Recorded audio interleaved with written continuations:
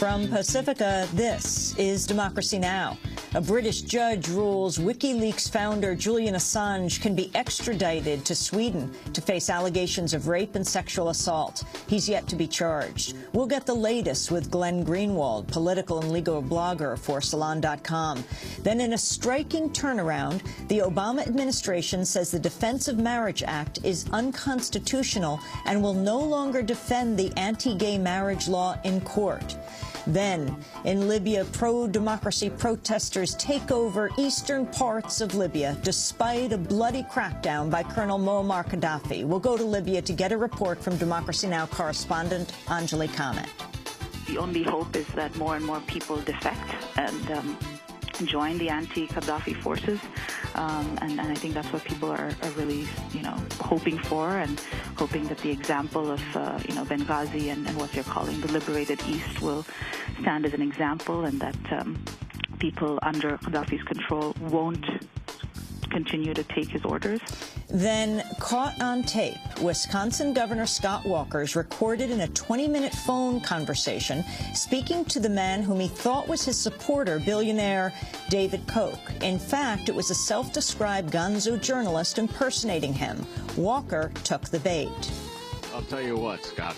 Once you crush these bastards, I'll fly you out to Cali and really show you a good time. All right, that would be outstanding. Thanks for all the support and helping us move the cause forward.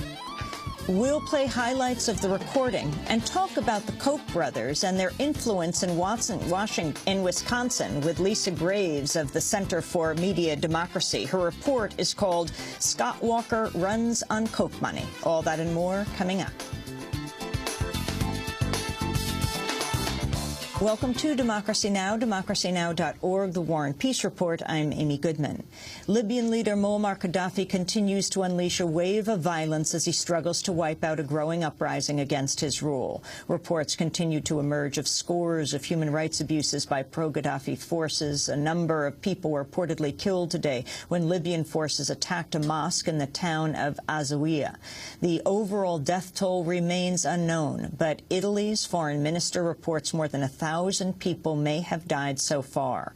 According to eyewitness accounts, Tripoli's airport has been overrun with Libyans desperately trying to flee their country. Most of eastern Libya is now under opposition control. In western Libya, anti-government protesters have taken control of Misrata, Libya's third largest city, about 130 miles from the capital of Tripoli.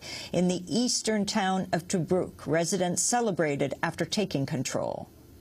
These people just want their freedom. These people just want to live normal life. We just want water. We just want electricity. We just want to live a normal life. We want to go to school. We want to have normal lives as everyone else is living in the whole world. My brothers are being killed in other cities. My sisters are being killed. Massacres are happening. People are dying. People are dying. Just please help us. We're not even asking for animal rights. We're asking for human rights here. Please help us. Please help us. The United Nations Human Rights Council is set to meet in Geneva tomorrow to address the Libyan government's assault. The UN High Commissioner for Human Rights, Navi Pillay, renewed her call for an international probe of the Libyan government for crimes against humanity. I expect that the outcome may well pick up on the suggestion I made that there is an immediate need for an international independent investigation of violence against unarmed protesters in Libya, which I considered would constitute crimes against humanity. The U.S. has faced calls to impose a no-fly zone over Tripoli and reinstate sanctions against the Libyan government. In Washington, President Obama says he's considering several options. The suffering and bloodshed is outrageous, and it is unacceptable.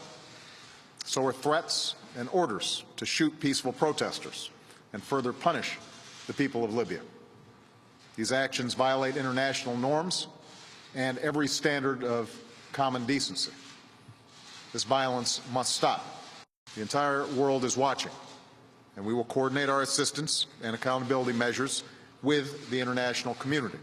The Obama administration has dropped its backing of the 1996 Defense of Marriage Act, or DOMA, which denies federal recognition of gay marriage. On Tuesday, the White House said it would no longer defend the measure in 2 ongoing lawsuits against it. The law is the last major federal statute to openly target gay men and lesbians following last year's repeal of the Don't Ask, Don't Tell ban on gays in the military. The administration had previously maintained it opposed DOMA but was obligated to defend it as an existing federal law. Protests are continuing in Wisconsin against Governor Scott Walker's effort to remove the collective bargaining rights of public employees. Walker's increasingly seeking support from other states, urging leaders in Michigan and Florida to invoke budget woes to extract concessions from public workers. Meanwhile, in Ohio, Republican state senators have offered to amend proposed legislation and allow unionized state employees to collectively bargain for their wages. But Democrats have rejected the proposal because the measure would still ban strikes and reduce health benefits. According to a recent Gallup poll, 61% of Americans oppose stripping unions of collective bargaining rights, while just 33% support it. Wisconsin Governor Walker has fallen victim to a prank by a blogger pretending to be the right-wing billionaire David Koch. The blogger, Ian Murphy, spoke to Walker in a 20-minute recorded phone call. Impersonating Koch, Murphy offered to help plant troublemakers at the demonstrations. We'll back you any way we can. But what we were thinking about the crowds was planting some troublemakers. You know, the only problem with because we thought about that, the problem with, or my only gut reaction to that would be, right now, and the lawmakers I've talked to have just completely had it with them. The public is not really fond of this. My only fear would be is if there was a ruckus caused, is that would scare the public into thinking maybe the governor's got to settle to avoid all these problems. A top Indiana state official has been fired after publicly calling for violence against demonstrators at Wisconsin's Capitol building. In comments posted on his Twitter account, Indiana Deputy Attorney General Jeff Cox urged using, quote, live ammunition to disperse the crowds. Pressed by a reporter for Mother Jones, Cox defended his comments, saying it was justified, quote, against thugs physically threatening legally elected state legislators and governor. Cox continued, "You're damn right, I advocate deadly force." A British court has ruled WikiLeaks founder Julian Assange can be extradited to Sweden to face questioning on allegations of rape and sexual assault. Assange has been fighting extradition to Sweden since December, when he was arrested and held for 9 days in a London jail. His defense team had argued against extradition in part by citing the potential he could wind up being sent to face the death penalty in the United States for publishing classified government documents. Assange says he plans to appeal. The U.S. military is facing allegations of illegally ordering a PSYOPs, or psychological operations campaign, to convince senators to increase support for the Afghan war. According to Rolling Stone magazine, members of a military unit in Afghanistan were instructed to use psychological tactics deployed in warfare to manipulate visiting senators and other dignitaries. The order came from Lieutenant General William Caldwell, who oversees the Army's training of Afghan troops. Among those selected for psychological targeting include John McCain, Joe Lieberman, Jack Reed, Al Franken, and Senator Carl Levin. Admiral Mike Mullen of the Joint Chiefs of Staff and a number of other lawmakers, foreign officials, and think tank analysts. The leaders unit, Lieutenant Colonel Michael Holmes, says he was ordered to formulate, quote, pressure points we could use to leverage the visiting delegation for more funds. Holmes also says he was asked to consider, quote, how do we get these guys to give us more people? What do I have to plant inside their heads? Holmes says he was targeted for retribution after resisting Caldwell's demands, believing he was being asked to violate U.S. law. The U.S. military has announced the court-martial of a soldier accused of murdering an Afghan civilian last year. Sergeant Derek Miller is accused of fatally shooting Atta Muhammad in the head after taking Muhammad from his home and beating him. Atta Muhammad's son, Yar Muhammad, described the attack on his father.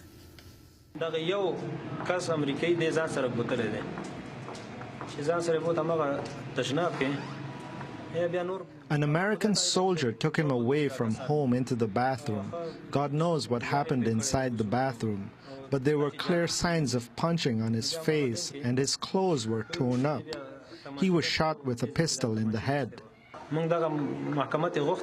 We demand his trial. We have been assured that he is in jail and there will be a court case. We want him punished for the crime he committed. He must be punished. Nadir Nadiri of the Afghan Independent Human Rights Commission praised the court-martial but said many killings of Afghan civilians are going unpunished. We are closely following the process of the proceedings of the trial, and we hope that no wrongdoing to remain. We're still very concerned, seriously concerned about the higher number of civilians being killed in this conflict in the year that have passed. We have had, from the total number of more than 2,300 civilians losing their life. New figures show membership in anti-government extremist groups is at record levels in this country. According to the Southern Poverty Law Center, anti-government patriot groups and militias grew by 61% in 2010, after tripling the year before. The number of active hate groups topped 1,000, an increase of 7.5% for the first time since the center began keeping count in the early 80s.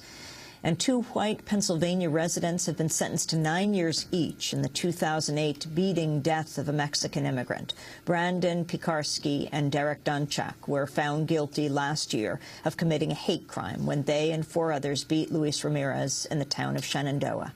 Witnesses say the assailants attacked Ramirez while yelling racial slurs. Piekarski and Derek Dunchak had faced up to life in prison.